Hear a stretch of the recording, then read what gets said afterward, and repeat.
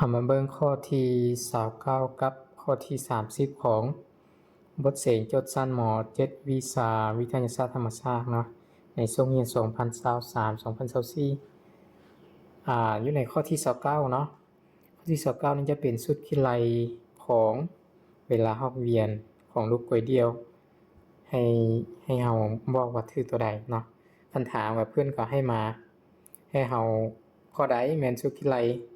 เวลาเฮาเรียนของการสร้างกล้วยลูกกล้วยเดียวให้เฮาชื่อคำว่าลูกกล้วยเดียวเนาะลูกกล้วยเดียวบัดนี้เฮายังฮู้ว่ามีวิธีชื่อแนวใดได้เฮาฮู้ว่าจังฮู้ว่าเป็นลูกกล้วยเดียวบ่แม่นนั้นเนาะ1ก็คือเฮาชื่อสูตรมาเลยถ้าเฮาชื่อสูตรได้แล้วก็โอเคเลยเนาะ2ก็คือเฮาบ่ต้องชื่อสูตรก็ได้พอให้เฮาชื่อว่าลูกกล้วยเดียวมันเป็นรูปร่างแบบใดเนาะเป็นรูปร่างแบบใดแล้วอาจารย์จะลงแต้มรูปตัวอย่างให้เบิ่งเนาะลูกกล้วยเดียวมันจะเป็นวัตถุอันนึงมักเชือกเนาะอันนี้วัตถุที่มีมวล3 n เนาะมักเชือกยาว l แล้วก็มันจะมีแรงดูดขวัญเร่งทวงน้ำหนักเนาะเป็น g ฉะนั้นลูกกล้วยเดียวเนาะมันมี l มี g แบบนี้ฉะนั้นมันจะมีโอกาสพอเฮาชื่อฮูกตรงนี้แล้วมันจะได้โอกาสแล้วเนาะได้โอกาสแล้วว่าคอกับงออันนี้บ่มีส่วนเนาะเพราะมันบ่มี k มันบ่มี k มันมี l แล้วมี l แล้วบ่มี k ฉะนั้นสูตรที่เป็น l กับ g ก็จะมี2ข้อนี้2ข้อเนาะแต่ก่อนเฮาจะฮู้ว่าแม่นข้อ2แม่นข้อใดบัดนี้2ข้อนี่นะในตัวสูตรนี่แม่นให้เอาชื่ออย่างเดียวตื้มก็คือ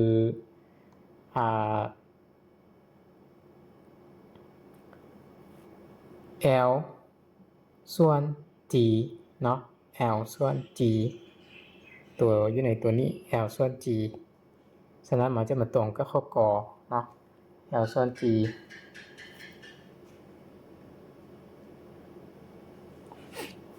หมายถึงตัว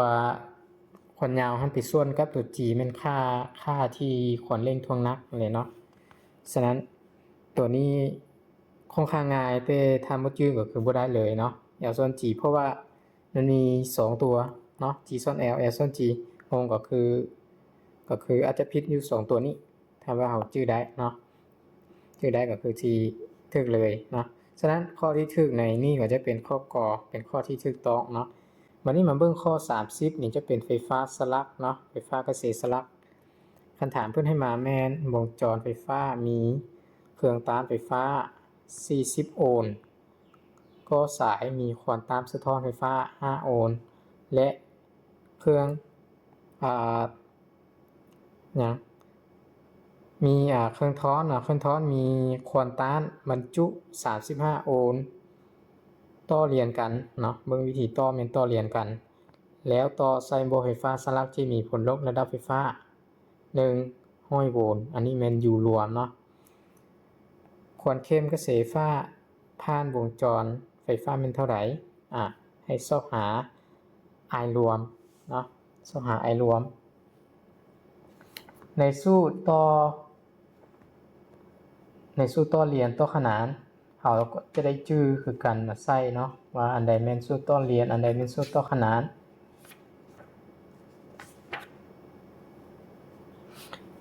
แต่ว่าก่อนอื่นเราจะไปเขียนสิ่งที่ฮู้ก่อนเนาะ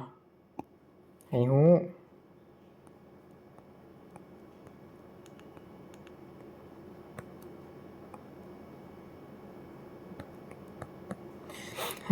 เฮามีในนี้เนาะควอนตัมเท่า40โอห์มควอนตัมกงเนาะ40โอห์มแล้วก็เป็นอย่างอีกก็สายมีควอนตัมสะท้อนถ้าแม่นจะเป็นเซก L เนาะเซก L เป็นตัว L มันก็สายเนาะเท่า5โอห์มแล้วก็เคลื่อนท้อนจะเป็นตัว C เนาะควอนตัมของเคลื่อนท้อนเซก C เท่าอยู่35โอ ห์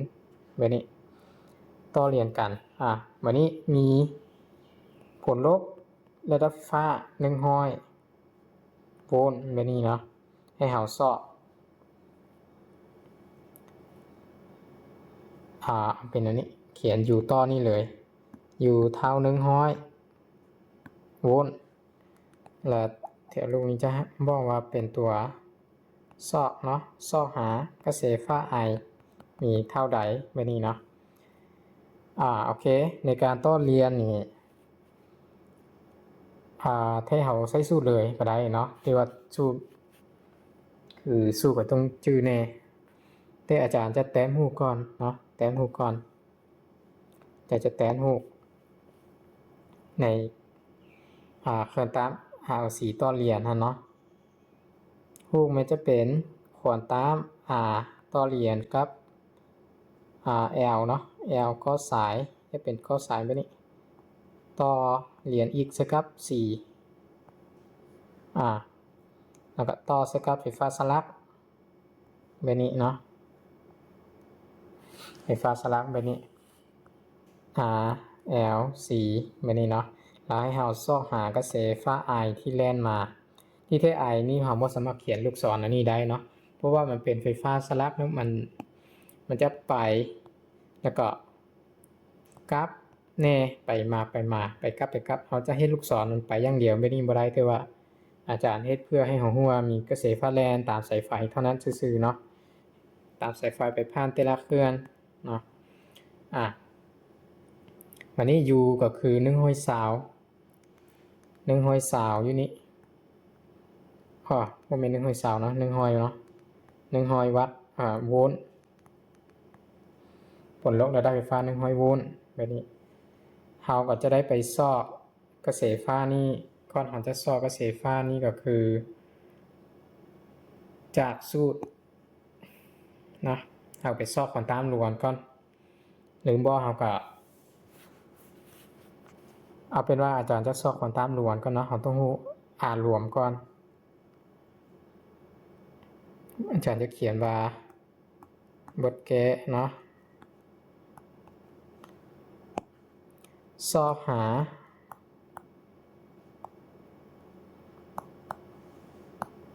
เซกนี่เท่าไหร่เนาะควอนตัมรวมจากสูตรต่อเรียนนั่นแหละจะเป็นเซกกำลัง2เท่า U กำลัง2บวกเซก4ลบเซก L เนาะเซก4ลบเซก L แบบนี้ขออภัยโมเมนต์เนาะเซก L ลบเซก4เนาะและกำลัง2ตัวนี้มีกำลัง2อีกตัวสูบในตัวนี้เนาะจากนั้นเราก็แทนค่าเลยเราแทนค่าก้อนเลยเนาะแบบเซกนี้ยังมีกำลัง2เราก็แทนค่าไปเลยควอนตัมแมนจะเป็น40กำลัง2เนาะ40กำลัง2บวกให้กับเซก L เป็น5เซก4เป็น35จะเป็น5ลบ35แบบนี้เนาะกำลัง2ก็จะออกอยู่446เนาะ1,600บวกให้กับ5ลบ35นี่จะออกอยู่ลบ30กำลัง2อย่างอยู่เนาะแต่ว่าลบ30มีกำลัง2ลบ30คนลบ30จะกลายเป็นบวกแล้วเนาะจะเป็น1,600บวก339อีก0 2ตัวเนาะก็จะเอา1,600บวกให้กับ900ออกอยู่จะออกอยู่2,500เนาะ2,500อันนี้แมนเซกกำลัง2เนาะถ้าเขาออกจากกำลัง2ก็คือเซกนี้จะเท่า5 ขั้น 2ของ 2,500ตัวเลขใหญ่เนาะตัวเลขใหญ่นี่แต่ว่ามันพอดีกล่องกับตัว5 ขั้น 2ที่เราสามารถถอนได้ก็คืออาจารย์จะแยกว่า2,500นี่นะ2,500เนาะจะเป็น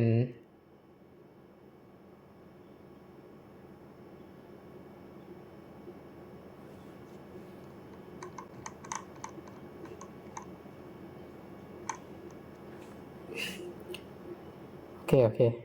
จะเป็น25นี่คูณกับ 1,000 ก็โอเคบ่แม่น 1,000 25คูณ100เนาะออกอยู่ 2,500ฉะนั้น25ถอน5มาได้5เนาะ100ถอน5มาได้10มันก็เลยออกเป็นจะออกอยู่50เนาะออกอยู่50ฉะนั้นเอาแยกอันนี้มาถอน5เนาะก็ก็จะได้อยู่50โอห์มเนาะเซกเวลานี้แมน50โอห์มโอเคตัวนี้ลึกไปเนาะฉะนั้นพอเราได้ขวอนตามรวมของวงจรมาหรือว่าเซกมาแล้วเราค่อยมาซอกหากระแสไฟฟ้า I เนาะซอกหากระแสไฟฟ้า I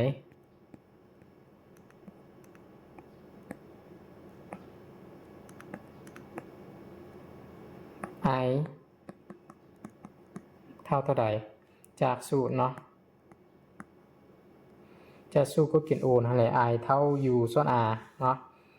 I เท่า U ส่วน R แต่ว่า